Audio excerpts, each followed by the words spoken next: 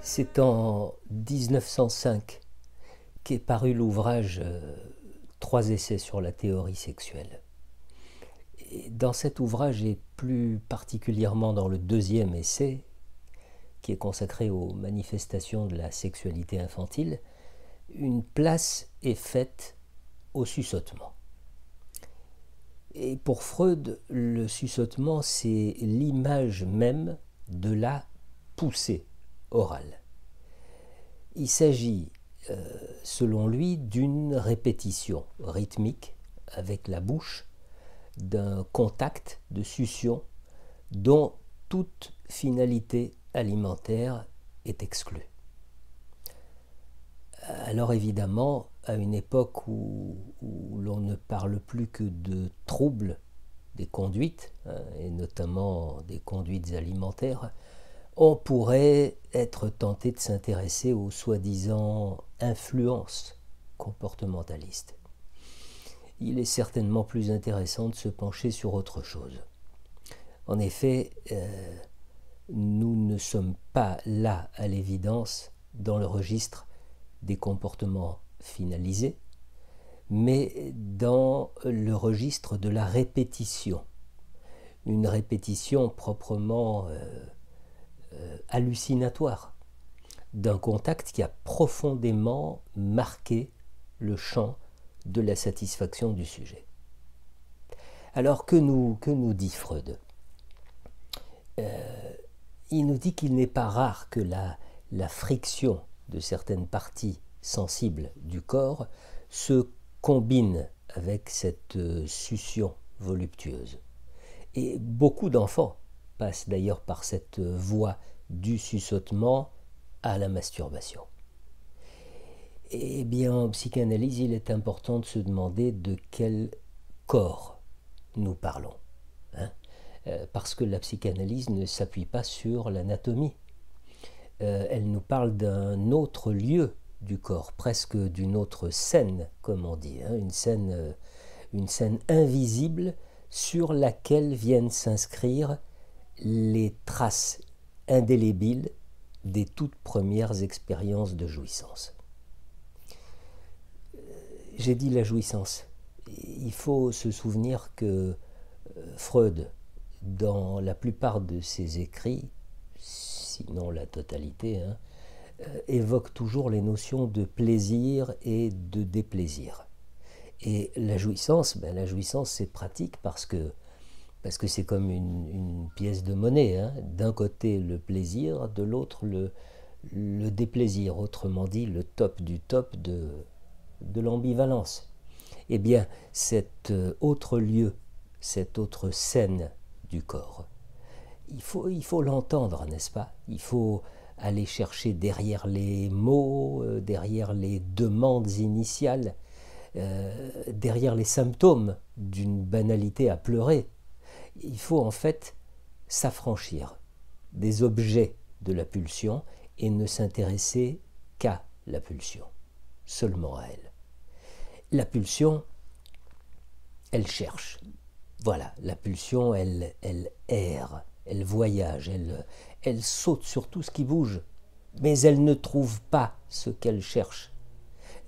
Faute de grive, comme on dit, elle se contente de merle. Et la clinique des troubles, aujourd'hui, aveuglée par l'éclat des merles, eh bien, se fait avoir. Freud le dit d'une façon bien particulière. Il est probable que la pulsion sexuelle est d'abord indépendante de son objet. Alors, c'est quoi la pulsion ? Eh bien, quand on entend le mot pulsion, on entend que ça pousse de l'intérieur. Mais qu'est-ce qu'on en voit finalement de cette poussée ? Qu'est-ce qu'on en voit de cette pulsion ? On en voit seulement la manifestation, c'est-à-dire la façon dont elle se jette sur l'alcool, sur la nourriture ou sur ce que vous voulez, sur n'importe quel produit. Et aux obsessionnels de la clinique des troubles, on a envie de dire mais arrêtez, ça ne sert strictement à rien de vous occuper de l'objet de la pulsion. Parce que Si vous le faites disparaître, ben, la pulsion cherchera un autre objet. Et en matière de pulsion orale, le but, c'est d'incorporer. Donc si on m'enlève ce que j'incorpore, forcément je trouverai un autre objet à incorporer. Ma quête ne va pas s'arrêter, elle ne pourra pas s'achever, elle ne sera jamais satisfaite, parce qu'elle est impossible à satisfaire. Elle est la quête d'un plaisir déjà vécu, et dont le souvenir revient et revient encore et encore. La quête, finalement, la quête du paradis perdu. Une remémoration stérile. Est-ce que vous voyez le piège? Vous vous attaquez à un objet que vous croyez voir alors que vous ne voyez finalement qu'un hologramme. Vous n'avez affaire qu'à des traces, à des empreintes, à des photos couleur sépia. La réalité n'est qu'une réalité psychique. C'est un univers de représentation qui provoque des décharges électriques, des excitations venant toujours de l'intérieur. C'est ça l'univers de la névrose. Alors inutile d'aller chercher un événement ou un objet issu de la réalité extérieure. Le trauma, n'importe quel trauma, n'a pas besoin d'être réel. Et un trauma qui n'a pas besoin d'un support réel, ça s'appelle un fantasme. Et c'est le moment d'évoquer cet instant particulier où Freud, assis au bord du lac Trasimène en Italie, écrit à son ami Fliss qu'il ne croit plus à sa neurotica. C'est le passage de la théorie de la séduction à la théorie du fantasme. Mais revenons à la pulsion. Dans les 3 essais sur la théorie sexuelle, Freud insiste sur le fait que la première, la plus fondamentale, la plus vitale des activités de l'enfant, c'est la tétée du sein maternel. Et il souligne que l'enfant se familiarise avec ce plaisir. Les lèvres de l'enfant tiennent le rôle d'une zone érogène et la stimulation réalisée par l'afflux du lait chaud est proprement la cause de la sensation de plaisir.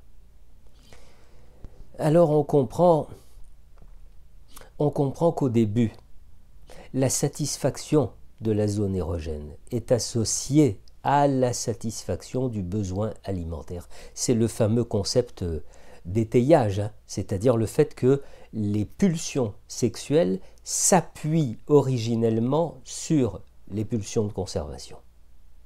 Et puis, écrit Freud, le besoin de répétition se sépare du besoin de nutrition. Se sépare, c'est ça qu'il faut entendre. C'est-à-dire qu'il y a ce passage indispensable par la séparation. La perte d'un lien est véritablement constitutive du sujet.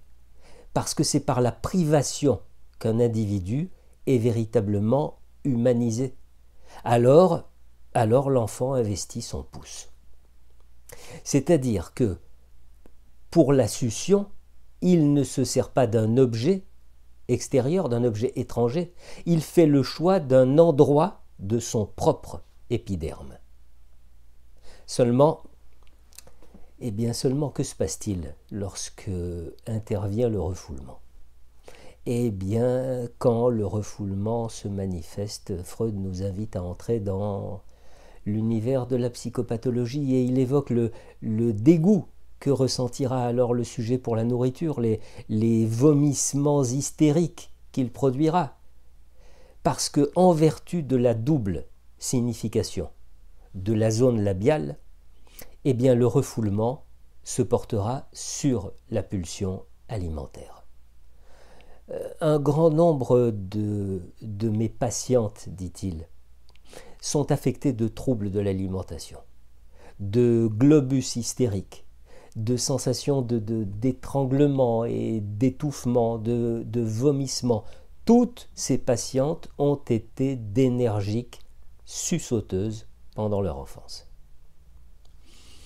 Alors pour conclure, disons que si le but de la pulsion orale consiste à incorporer, eh bien le destin normal, dirons-nous, d'une pulsion, c'est de rencontrer la castration. C'est par cette rencontre avec la castration qu'elle parvient à emprunter la voie de la sublimation. Et alors seulement, le sujet sera capable de différencier les objets internes des objets externes et de se tourner vers les objets externes. Bien entendu, cette distinction sera toujours singulière.